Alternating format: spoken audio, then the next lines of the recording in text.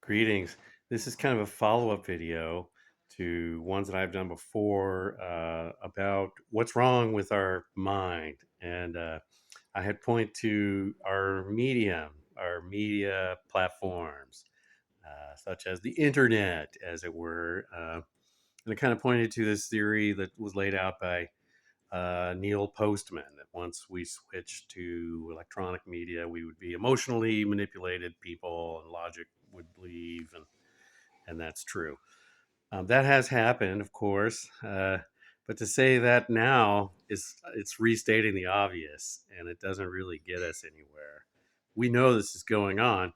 We now have to look deeper into this process and come up with ways to counter it, get around it. It's happened. It's here. The internet has happened to us. Everyone's kind of freaking out about it. You know, Jimmy Dore said on Tucker Carlson that a tiny cabal of people have control of our government, and they're using it to do war for profit. You know, and one of the ways they've been able to do that is by weaponizing the narratives on the internet and strictly controlling information there. And I think most of my Republican friends, most people on the quote unquote right, uh, conservatives, would agree. They could see that. They see there's something going wrong in the minds of people. And based on the kind of media that they're getting, what's happening to them through their media environment. And that primarily is the internet. Over on the left, you have people that are just constant. Everything's a conspiracy theories, right? If somebody says, "Oh, I'm not so sure. I want to get a booster. I don't." Oh man, your mind crazy conspiracy theory. Everything's a conspiracy theory, right? Maybe they should replace the word conspiracy with corruption. If something's happening out in the open, it's not a conspiracy anymore, right? It's a plan. It's something that's really going on. But anyway, they're really triggered, and they're kind of afraid of the internet. They're afraid of the power that it has. They're afraid of free speech on the internet, that someone might just say the wrong thing, and that your mind would be so fragile you wouldn't have the ability to deal with it, process it. You're just completely vulnerable to it. Somebody says something, oh my God, well, I'm going to totally change my opinion, change my what I was going to do, and I'm no longer going to get any vaccines. Not only am I leery of endless boosters from Pfizer, now I don't want any vaccines. So that it's just we're just vulnerable idiots and useful idiots.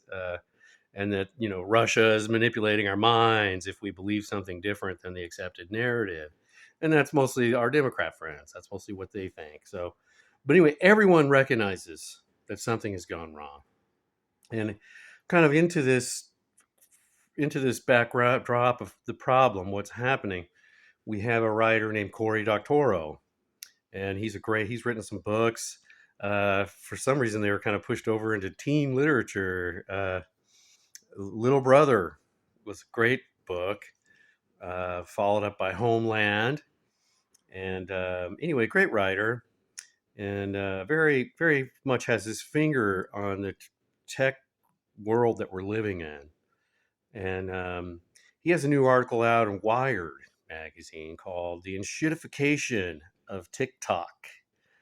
And he describes this process where the platform, let's say Facebook or Twitter or TikTok, starts out kind of giving you, the audience, what you want. Unfiltered, fun environment. You're seeing things from your friends, people in your cohort, people that you like. You're seeing unfiltered things that statements from them, things that reinforce things you like, all this kind of stuff. But that's not what the platform wants, because the platform is driven by advertisers on behalf of advertisers. And so they don't want your eyes out there looking at things, just wasting time on stuff that doesn't make them money. So they're trying to put stuff in front of you.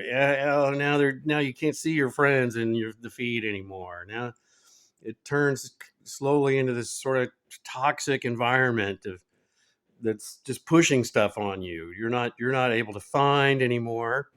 The search engine of Google won't let you find things anymore, ironically. Right? When it first started, do no evil. That was a joke. You could. You search for things, and then based on kind of the popularity, the closeness of what you said, things are put in front of your eyes. Well, now that stuff's pushed way down, 4 or 5, 10 pages down into the search. You'll find the thing you're actually looking for, if ever. And what will be in front of all that, on top of all that, is a bunch of ads for stuff that you weren't looking for, right? And so it totally turns crappy over time, and it turns crappy for the small vendors as well. At first, they think, "Oh, I have to have access to this internet. I have to use these platforms, these social media platforms. I have to be on there." But eventually, it starts pushing them down, pushing them back and away from your eyes as well, and supporting the giants, the big tech, right? And so last week we had a congressional hearing. Matt Taibbi, Mike Schellenberger were called before Congress. They were mocked and ridiculed by the Democrat side, and then there are articles about they're talking about what has happened to Twitter, the Twitter files, and how Twitter has been in collusion with the government, namely the FBI, the Department of Homeland Security, CISA, through cloud servers like Jira and so forth. They've been exchanging information, and the government has been on a daily basis communicating with Twitter, telling them what to take down, what to suppress, all on behalf of giant pharmaceuticals like Pfizer, and on giant industrial war machine like Raytheon and so forth. So the narrative, the information, the things your eyes are seeing are being controlled by the government through these social media platforms. And so, there's now a question, what to do about this, how to take it on, right? And so for the Democrats, the answer is censorship. It's easy. Just, we're trying to control a narrative, create impression here. We want everyone to go along with Pfizer and their accepted narratives and boosters, products, and so forth.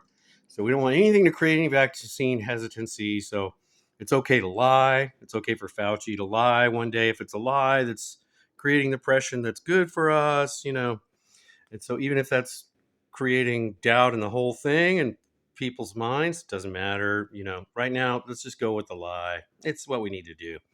Let's control what people see. We just have to do that, Jeff, because free speech is so dangerous now. People might believe the wrong things, be led down weird rabbit holes. And unfortunately, the Republicans, while they are decrying that has happened, they're looking at this, but they're very partisan too, right? They'd like to keep their narratives going, right? And so, hardly anyone is questioning the overall war machine, or the effect that these big tech platforms, how much power and control they actually have. And I think it was Cory Doctorow who pointed out in an article from 2020 on 1-0, How to Destroy Surveillance Capitalism, where he kind of points out that we need to look at the whole nature of this platform itself, and that one of the answers might be to kind of break up big tech overall. So the Democrats' answer is just to change it, just to make sure that they are in control of it, make sure they have a hand in there and can control what's seen in that filter. Because it's a big filter, we're getting to see or don't see what they filter for us, what they put before our eyes. But so that's their answer. Just control the big tech. Control it better, make it nicer, make it so that certainly supports the narratives they like. Well, Cory Doctorow says, well, we can't really do that though. We have to actually have more voices, a plurality of voices, and we can't have anyone in control of the whole thing. So it's got to be a diversity of voices and opinions and so forth that are coming through this platform at you through the internet, so that the internet goes back to kind of what it was like in 1999, 2000, where people were chatting in chat rooms with people they wanted to chat with, people that really literally did have their common interest, and we're not filtered by any corporate entity or any, there wasn't a consolidation, a rounding up of your eyes and your mind into like one of four platforms: Twitter, Facebook, Google. They've taken total control. And it's that monopolization of the internet that is now really the problem, by nefarious actors that have shown they're willing to work with the NSA, the FBI. It doesn't matter. They're going to work with anybody now. They don't care. Whoever's paying them, they'll have daily meetings with the FBI if that's what Twitter did. And we know that Facebook was willing to allow the NSA to come and monitor and just make suggestions to them. So these major monopolized platforms have been thoroughly corrupted, and we have to realize that. And they become a toxic filter. If there's something that you actually like or trying to find, trying to see, trying to get on there, it's actually going to kind of prevent you from getting at it, prevent you from seeing it. You have to swim through molasses to find the thing you're looking for, And it's also putting before your eyes people that disagree with you and showing what you say to people that won't like it. So while you're trying to gain confirmation, hey, I'm saying I'm testing this idea here. Does anybody agree? Well, in the past, I would get hundreds of likes and people loved it. Now I get no one. And I don't think anyone even sees it, right? Because of this thing we know happening of the visibility filter. I've been filtered away. I had a friend a couple of years ago tell me, Jeff, I actually like you. I like what you say. It's been in my news feed for a long time. It's great, but now it isn't. Now I have a hard time. I have to search for you, so you can still find things. You have to search. Like I said, it's like swimming through molasses, right? And if you can find it at all, if they haven't been completely banned or removed. So, we have to really think about this in smart ways now. It's not okay to just, oh, okay, the internet's going to make us all emotional and tribal. Well, we're there. We know that. We're already emotional and tribal. We're being manipulated and triggered. I had a really smart friend come on and just attack me because I had posted something by Joe Rogan. And she's like, oh my God, you like Joe Rogan? That's just crazy, right? So her ability to engage with the content of what I had said was just completely gone. And she was beyond this point of just saying, well, Jeff, I'm not even going to engage with that content because it comes from Joe Rogan. So I'm not even going to look at it anymore. She went beyond that just to attacking me and saying I'm some sort of pedophile or something. Because I guess apparently Joe Rogan had some pedophile on his show or something. I don't have TV. I don't even watch Joe Rogan. I don't like him or dislike him. He has these long form interviews with guests I like and agree with. He has long form interviews with guests I don't like. He does a lot of this kind of sitting around smoking pot, talking with wrestling people. I don't know. I'm just saying I don't really care. He's a celebrity, but we have to stop reacting to these externalities, reacting to the source, and actually react to what is said. If you're going to spend all of your time bad mouthing Tucker Carlson or something, but then you never actually quote anything he says or anything from a guest that he says, right? Then you're not reacting to the claims made on his show. You're not dealing with the content on his show. And you're not, therefore, spreading an alternative to what he said because you never understood what he said. You just dismissed him based on celebrity status. So it's kind of this cult of personality politics. Are you in the good tribe? Are you in the good cult? Are you in the one that hates Trump and therefore now hates Elon Musk and will never understand anything Elon Musk is saying or doing because he's one of the bad boys now, right? Is that the way it is? Or can you actually engage with content anymore? Well, you can't. And the fact is, it's hard for you to even see the good content, right? Because these platforms have become so monopolized once again.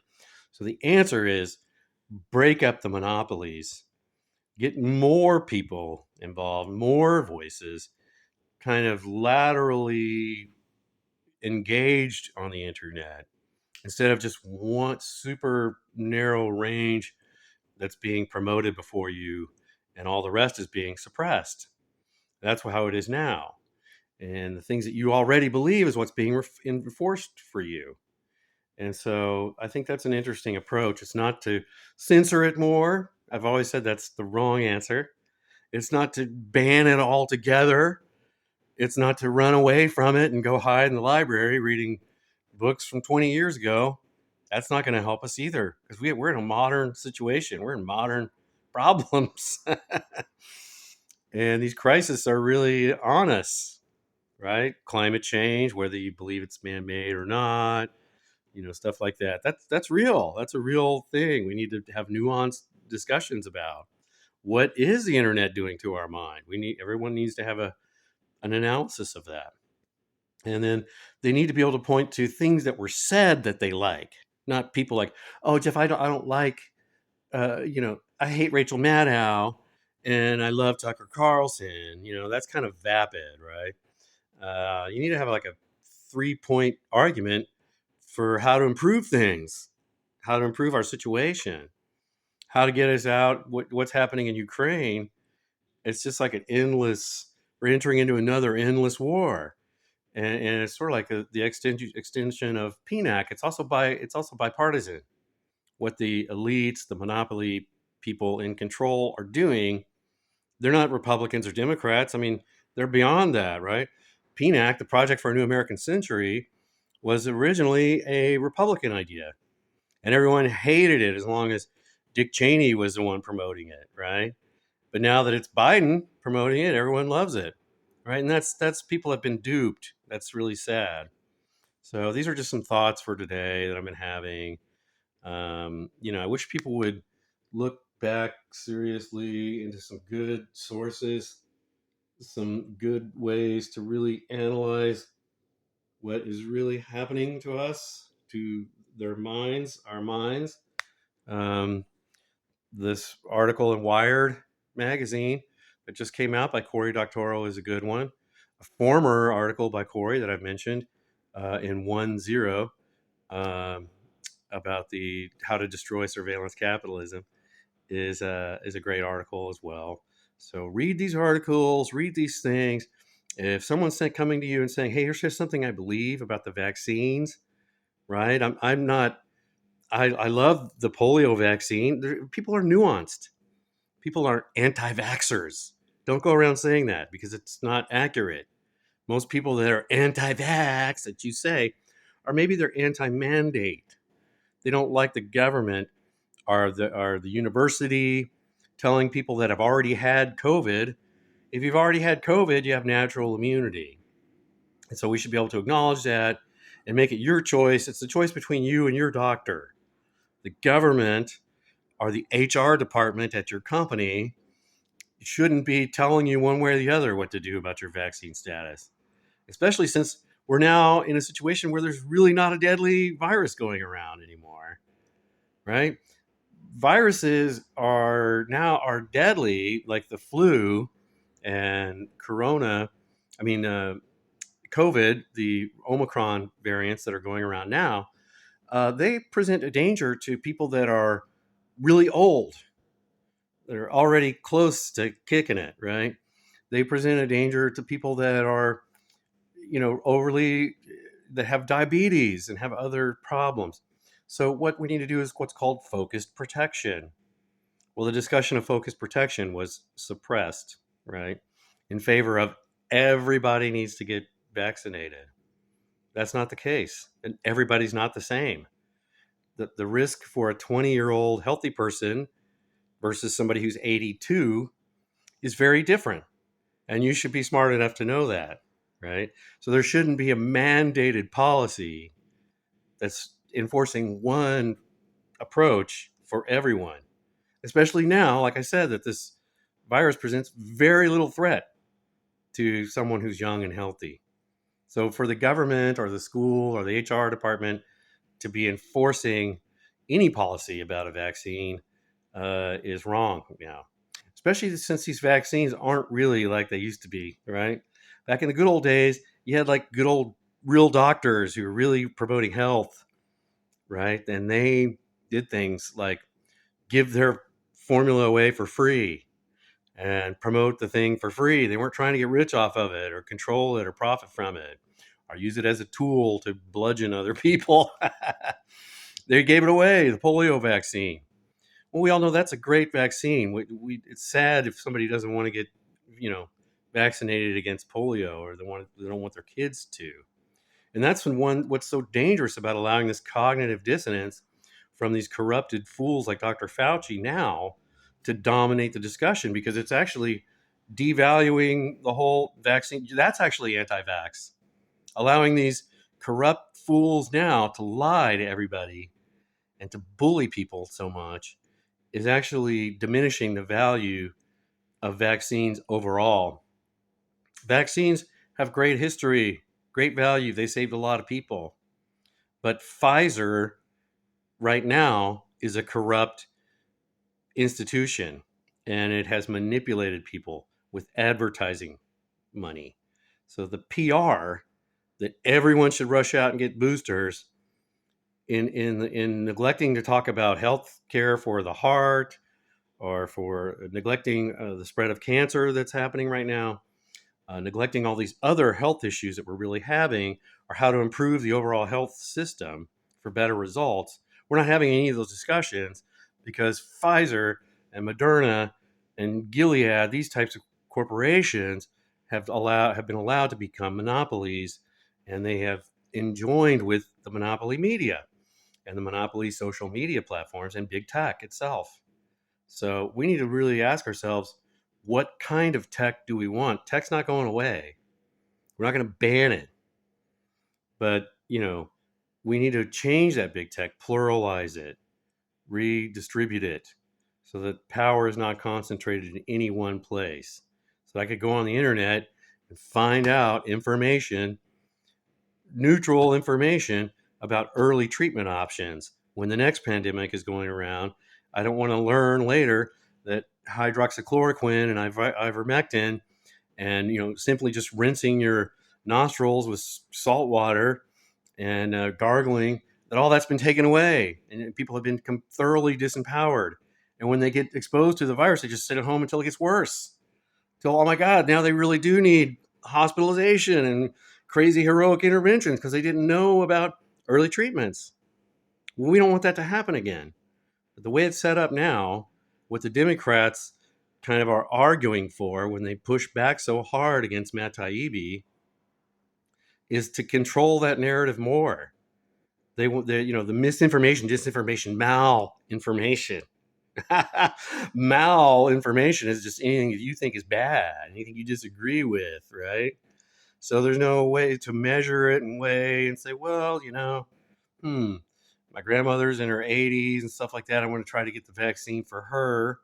My son is 20 and he's healthy. Maybe he doesn't need the vaccine. In fact, since there's side effects like myocarditis and other problems with blood clotting and so forth, we're going to kind of avoid that for him. We know about early treatment. We have some early treatment options. We can get ivermectin still through our doctor, and so that's fine. That's the way to handle it. That's the way to approach it. But right, we're set up now to be bullied again. So when the next pandemic that's going around, we won't have options. We'll just have to accept the narrative or not. And that's not correct. And so big tech, big data has failed us, like the legacy media, and it's captured our institutions, including our health system, and we need to take it back. We need to re-liberalize it, redistribute it, right? A lateral integration, not vertical integration. Lateral, right? Think more voices, more people. And instead of a dominant two-sided narrative, two polar opposites battling it out, it shouldn't be that in your mind. There should be nuance. You should have thoughts about whether or not to get vaccinated as a young, healthy person. All right.